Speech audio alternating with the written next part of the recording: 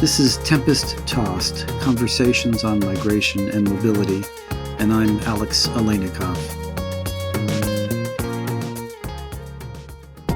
The Central American migration is the Emma Lazarus migration. These people are somewhat tempest-tossed, but the dominant narrative of migration to the United States then and now has been strivers, has been people who say, I'm not going to stay here. I will get up and move to go someplace better.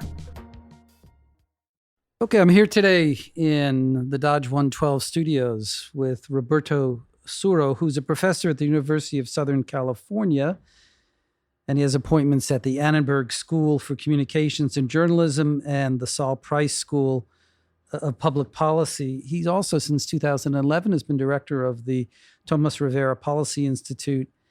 He helped found and direct the Pew Hispanic Center, and for many years was a reporter for the Washington Post, the New York Times, and other journals.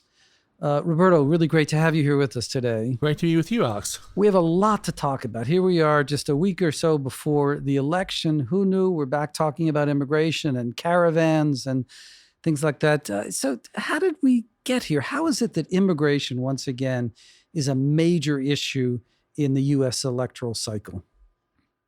Well, the easy one-word answer to that is Trump, who has made a specialty of making immigration an issue, particularly in the close of campaigns. So it's not surprising. And then the caravan provided him really an ideal occasion. It was tailor-made for his brand of immigration politics, and he's exploited it as much as he can. Will it be effective? Well, that's an interesting question. I mean, it's certainly the strategy is to use it to rally the Republican base, and that can be a very effective strategy in a midterm election where, there are low turnout elections. The important issue is not what people think about the issues, but whether they're willing to go to the ballot boxes to vote on those issues.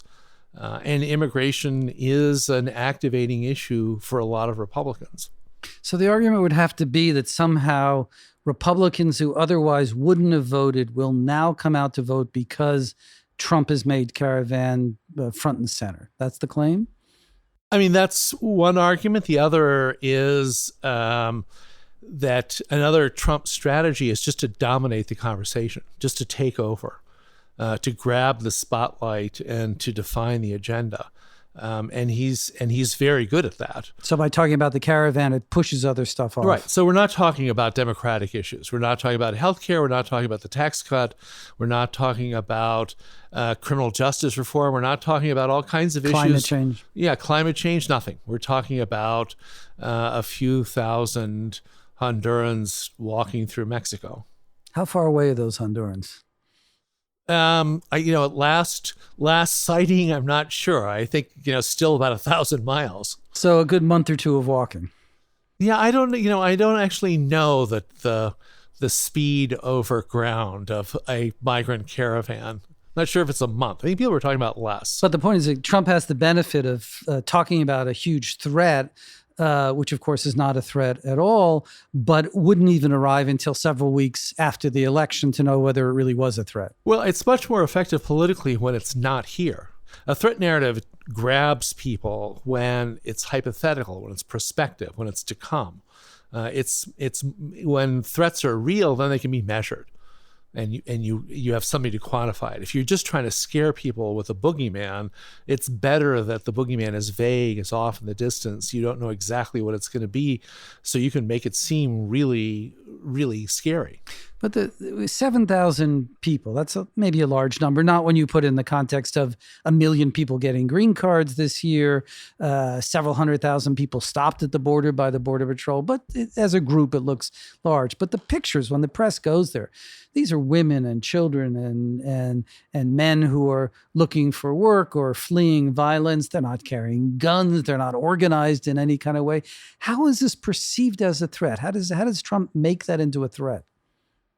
Well, I mean, this is perceived as a threat like many other migration emergencies have been in the past. So a few thousand Haitian rafters back in, olden days create a huge threat. A few thousand Cuban rafters were perceived as a threat, drove the Clinton administration into action because of the perceived political danger. So it's not the people. It's the image of something out of control, of a human force that is chaotic. It's the image of a country that should ostensibly be able to direct who crosses its borders and who doesn't, being at the mercy of people from the outside who are saying, I'm coming in. So the actual, we have to distinguish between reality and politics here. In the autumn of an even-numbered year, we're not talking about reality. We're talking about the ability to generate emotions. And images of migrants offshore, away from the country, coming towards us like a hurricane on a track. And they're heading in. It's Cat 5 right now, huh? Yeah, right. It seems like a Cat 5. It could be a rainstorm when it arrives. Well, that doesn't matter. What matters now is the perception. And this has happened. There are any number of administrations that have responded the same way. In 1994, facing a midterm election, President Clinton, clamped down on Cuban rafters out of fear that the image of failing to control migration would cost him politically. Something else about the Hondurans is that they are brown-skinned, brown-faced, and I wonder if this is really a kind of Willie Horton move. Well, the history of immigration in the United States is intertwined inextricably and always will be with race. So race always is a factor in immigration. It has been, since the Chinese Exclusion Act and on down through 130 years of history. But when you can combine race with threat, you've really got a powerful image, right? Yeah, race plus threat in October of an election year is about the best combination you could have if your way of getting people to the polls is out of fear. Now, the Democrats have said almost nothing about the caravan. They've been silent. They've been off talking healthcare, and occasionally bad tax cut. Why is that? Well, it's for there are two principal reasons. One, a strategic decision was made over the summer to focus specifically on healthcare and particularly pre-existing conditions as the primary issue.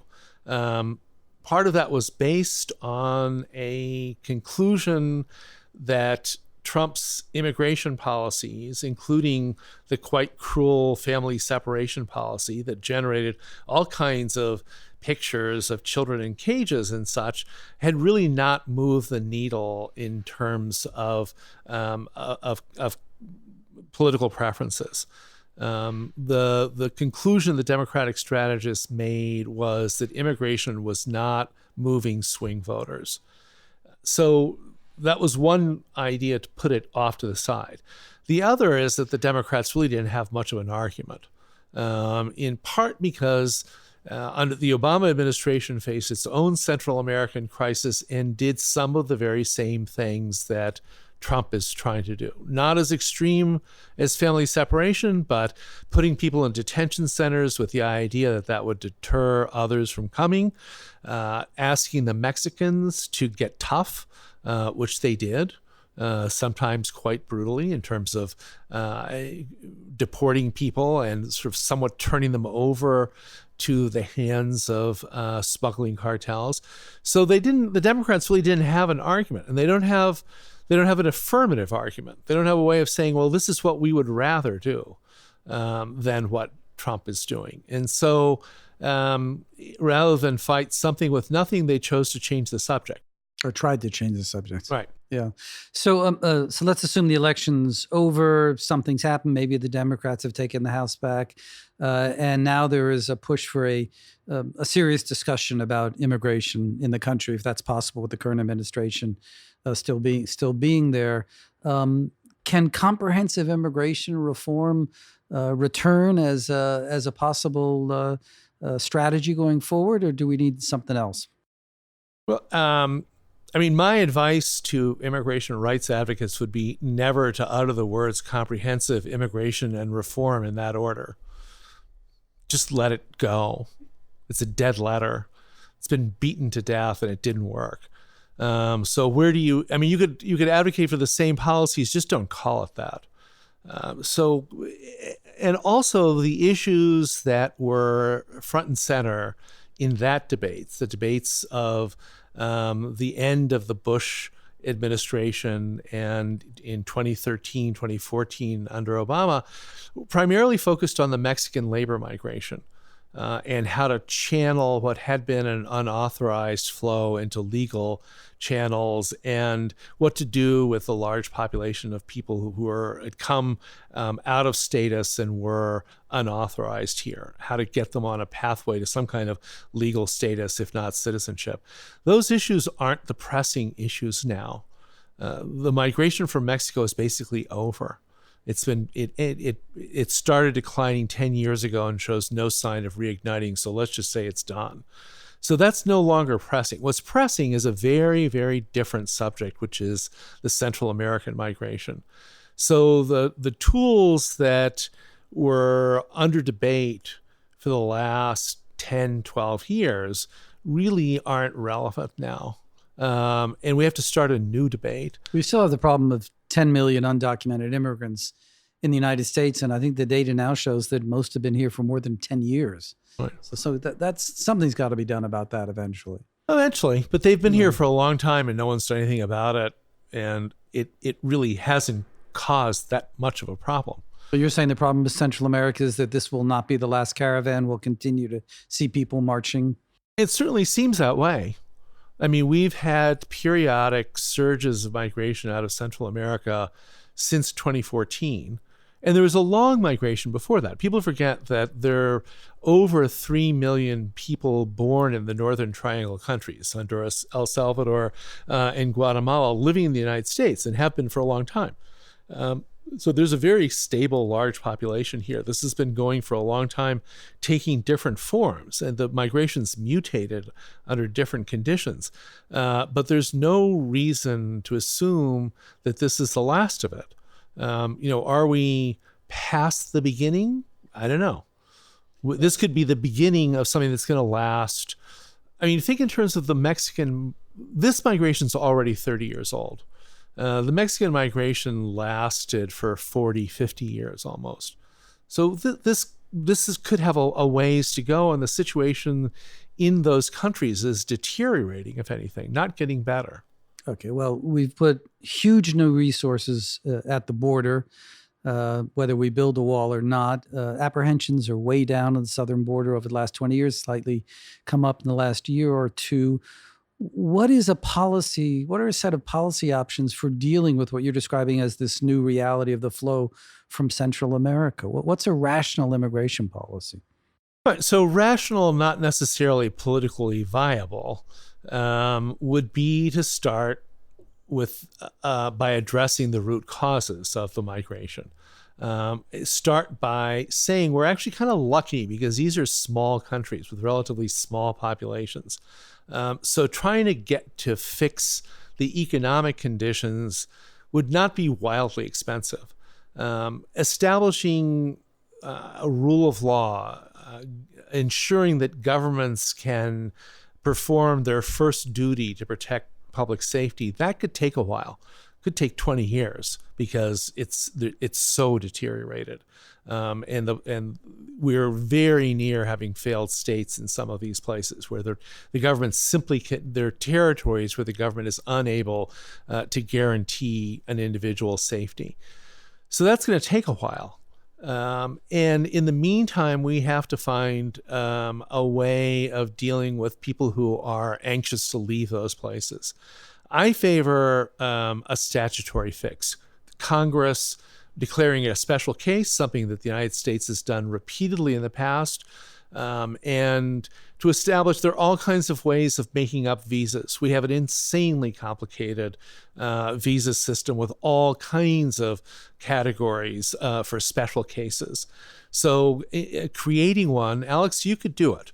You could write up what this visa category would look like this afternoon and draft it into statutory language tomorrow. So we're not talking about rocket science here.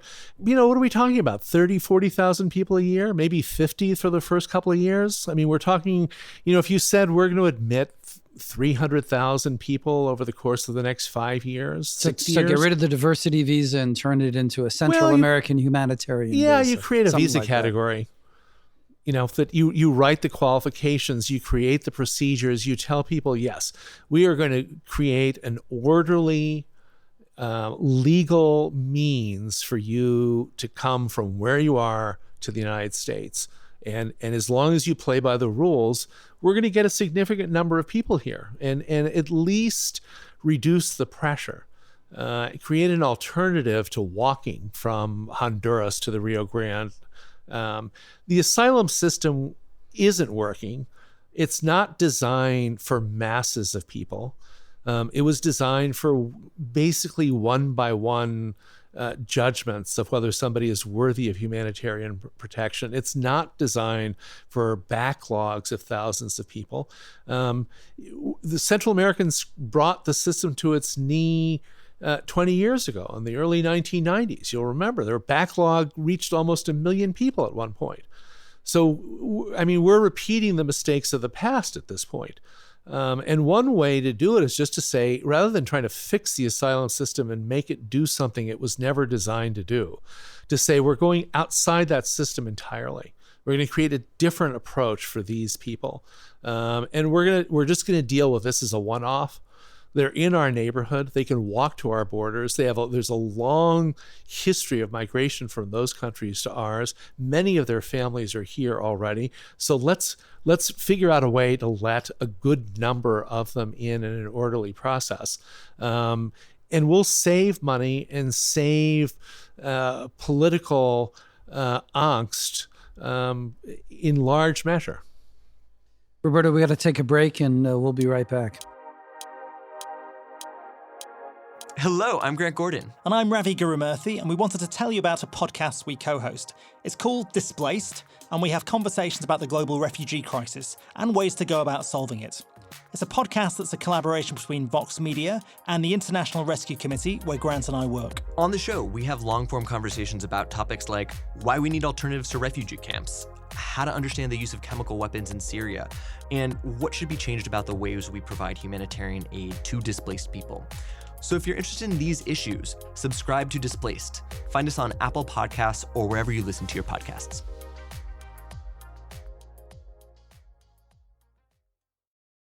We're talking today with Roberto Suro, professor of journalism and public policy at the University of Southern California. Roberto, you've been following the migration scene for a long time as a scholar, as a journalist, as a policy wonk. How different is the debate today than it was, say, 10 years ago, 20 years ago? Or are we just replaying the same old themes? Well, this one is an oldie but a goodie, but there are a variety of different songs, in this repertoire. This is one of them. It's very different than the Mexican labor migrant theme. It's a different kind of problem. And it's certainly different than the sort of larger conversation of immigration's role in the economy. So no one is thinking about these migrants as potential workers or as potential contributors to a high-tech economy, or the kind of people we need to ensure that there are enough workers to pay the Social Security bills for boomers. It's a different discourse. And it's come up before with migrants from these same countries, as I said, primarily El Salvador in the 1880s. Seems like a long time. Hasn't been quite a century, Alex, but feels like it sometimes. We just go back and forth on these things. So it's happened before. We've the challenge here is What do we do when there's a humanitarian crisis in our neighborhood? When people who can walk to our border, it's a whole different story. It changes the entire dynamic. The logic of humanitarian protection typically is you keep them as far away as possible while you figure out who you're going to admit. And then once you make the adjudication offshore, and then you bring people in once you've determined they're worthy. Here, they're coming right to the door, knocking on it, almost trick or treat. We're here. Well, demanding admission. We want to come in. And that becomes, then you're adjudicating, you have to let them in and then you adjudicate them, which is really problematic because it takes time. You have to figure out what to do with them in the meanwhile. And then you have to figure out what you do with the people who you say no to. So it's a whole different set of problems. The other very specific issue that's different than labor migrants, for example, is that these individuals have a statutory right to enter the country and ask asylum. They have permission to enter the country by our laws, by international agreements. They can come in and say, I need protection. And that's different than somebody who says, I need work. Somebody who says, I need work, we can slam the door in their face and send them back. Somebody who says, I need protection, we are obligated to say, okay, tell me about it. So that it presents a very different set of policy challenges. And when you get large numbers of people doing that all at once, you then have very substantial bureaucratic challenges as well. So the Trump administration says about pointing to the bureaucratic challenges you're mentioning here as well. Right. People come to the border. We have to let them in. They can say anything. And suddenly we are stuck with them here for years as lawyers keep these things going. So what we're going to do is adopt a detention policy that will be a deterrent. Now, Trump ran into huge problems with the separated children policy. Even that was too much for most Americans to swallow. But the policy now being considered, the so-called binary choice, is either you be separated from your kid or we will detain you with your child. If that's where the administration goes, will that face the same kind of political opposition as the separation policy, or will we be able to sell that one? Well, just as a footnote here, and not an insignificant footnote, Trump didn't invent that policy. It goes way back, and it was implemented in larger numbers by the Obama administration, which detained large numbers of people. The Obama administration invented the so-called rocket docket, where people were sitting in containers, looking at a TV screen, talking to a judge who was in a different state, with 30-second hearings to decide whether they were going to be admitted or not. But the Obama administration didn't separate kids from parents. No, it didn't. The one distinction is separation, right? And that the Trump tried it and it didn't work. The Obama administration ran detention centers, which ran afoul of the federal courts. The Obama administration handled children in ways that ran afoul of the federal courts. So that you can't put this all on Trump. He has, for the most part, with the exception of going to the extreme of family separation, been implementing policies that were in place when he took office. The strategy of deterring false claims by making it really unpleasant to come and ask for asylum is an Obama strategy. And it hasn't worked. It didn't work for Obama, and it hasn't worked for Trump. It's one of these situations where the motivation to come outweighs the prospect of having to spend a period of time under unpleasant circumstances in a detention center. So if you're not going to deter people by pushing as far as you can with what U.S. law permits in the way we treat people, then what are the alternatives? I don't believe that trying to fix processing is a very good fix. You recall that the last time the asylum system was overwhelmed by Central Americans, we just did kind of blanket fixes. We never tried to process them all. We did mass adjudications and temporary protected status, all kinds of different fixes, some of which you were involved in inventing, to get around the problems of trying to adjudicate people individually. And I think we're back at that again. There's no way to try and work through each of these cases that doesn't result either with saying, all right, go live in Los Angeles, wear an ankle bracelet, check in every 6 months, and we'll get back to you in 3 years for a hearing. And we're not going to hold them in detention for that long. And we can't send them back. So there has to be a solution outside of this. The Trump answer to that is we'll keep them in Mexico. That's what's coming, right? The idea that the policy will be announced that they will, if you apply for asylum between ports of entry, you will be denied. You won't be able to apply for asylum. You have to go to a port of entry. And if you go to a port of entry, you'll be told to wait in Mexico, take a number, and come back in a few months. That's where we're heading towards, it seems to me. Yeah, I mean, that's certainly, they can try that. Let's play that out and imagine what is the scene going to be like if you've got 10, 20, 30, 60,000 Central Americans camped out in Tijuana, in Nogales, along the border cities, all the way to the Gulf of Mexico. What does Mexico do? Set up camps? Well, no, it's a horrible... Call in the UN? Yeah, it's a horrible humanitarian story. The question is will the Trump administration care? Will the American people care if this is happening in Mexico? Well, the unknown in that formula is what would happen if people really pushed back on Trump immigration policies. That hasn't happened. We know this already about our president, that he will unwind in any given direction until he bumps into something, until somebody pushes back. And then often he'll go, okay, never mind, and retreat or find a different way. On these issues, when people have pushed back, for example, on the family separation policy, he's turned around.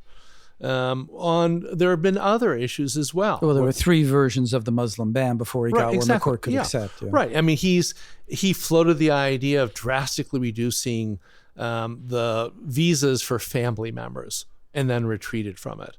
So, at some point, if there is an effective response, not likely to happen in the circumstances of this campaign, but depending on how the election turns out, potentially afterwards, it's unlikely that he would continue this policy. But if no one stands up to him, we know this now. He's been president long enough that we know the pattern is he'll keep going, and it'll unravel. He'll continue making up facts, finding boogeymen, creating threats, and proposing outlandish policies until someone tells him to stop. Mm-hmm. Roberto, let me take you in a slightly broader context here. About a year or two ago, you wrote a piece about the Statue of Liberty, and this was after a back and forth between Stephen Miller and Jim Acosta, I think, about the meaning of the Statue of Liberty in the White House press room. And as I recall, one of the things that you said was that maybe the Emma Lazarus poem, "Give me your tired, your poor, your huddled masses," which, by the way, is where Tempest Tossed comes from, as you know, the name of this podcast. You said that may not be the right narrative anymore for the 21st century. Why did you think that? Why do you think that? And what narrative would you propose instead as the American narrative on immigration? Yeah, I don't think it was the dominant narrative ever. It speaks to a segment of migration. In some cases, and to some extent, the Central American migration is the Emma Lazarus migration. These people are somewhat tempest-tossed. But the dominant narrative of migration to the United States then and now has been strivers, has been people who say, I'm not going to stay here. I will get up and move to go someplace better. They're not tempest-tossed. They're people who sail through the storm purposely and with direction. and with energy. And we have embraced those people. And we should be willing to say, if you want to come here to make money and improve your life in very material ways, and you've got good ideas, well, why not? And that's not the Emma Lazarus. They are not the wretched. And they've not always been the wretched. And we should be willing to say that we benefit from immigrants, that we want smart, aggressive people. We want people with money. We want people with education. We want all kinds of people, not just the Tempest Tossed, but others as well. Does that play into the Trump position that we should be admitting more skilled workers and fewer unskilled workers? Well, let me remind you, that's not only Trump's position. The Democrats have advocated that in comprehensive immigration reform through all the bills going back 12 years. So there's nothing controversial about saying that our system has skewed more than it should towards family migration, and we should find ways to bend it towards merit-based. There's been no dispute about that. Some of the specific measures that Trump was castigated for proposing, such as eliminating the so-called sibling visa. So if you're an immigrant here and you have adult brothers or sisters. No, if you're a U.S. citizen here. Yeah, if you're a U.S. citizen here, you've got adult brothers and sisters who are abroad. Under current law, you can attempt to sponsor them. It takes a long time, but it exists. Democrats have been willing to throw that visa category over the side for a long time. Yet when Trump proposed it, it was, the horror. Though Trump went much further, he also proposed that parents of U.S. citizens not come in on a preference, and that would have kept Melania's parents out. Right. Well, yeah. So he like many things, Trump, he took an idea and looked for the extreme of it. But in principle, the idea of saying our immigration preferences have been very deliberately, very consciously emphasized family reunification, and we should move it a little bit more towards merit-based, is not controversial, as you know. Lots of Democrats, lots of progressives, lots of immigrant rights advocates have said we can do this and we can do it in a sensible way. And Democrats voted for a statute, along with a lot of Republicans, in 2013 that would have taken us down that road in a much more measured way than what the Republicans are proposing. The other part of the Trump proposal, which was signing on to a proposal that put forward by a few senators, it would have cut legal immigration in half. Right. Do you think that's sensible? Right. Yeah. No, that's a different question. Yeah. And as with, one of the difficulties of dealing with the Trump administration on policy issues is they take ideas that are part of the sensible discourse and then distort them into these kind of almost parodies. Cartoons. Yeah. I mean, they're cartoons.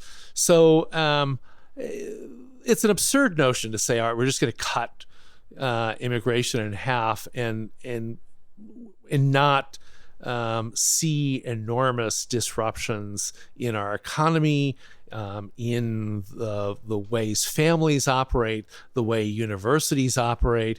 Would be enormous costs for no obvious benefit, except for those people who ideologically believe that we need to restore the United States to being a white Christian nation.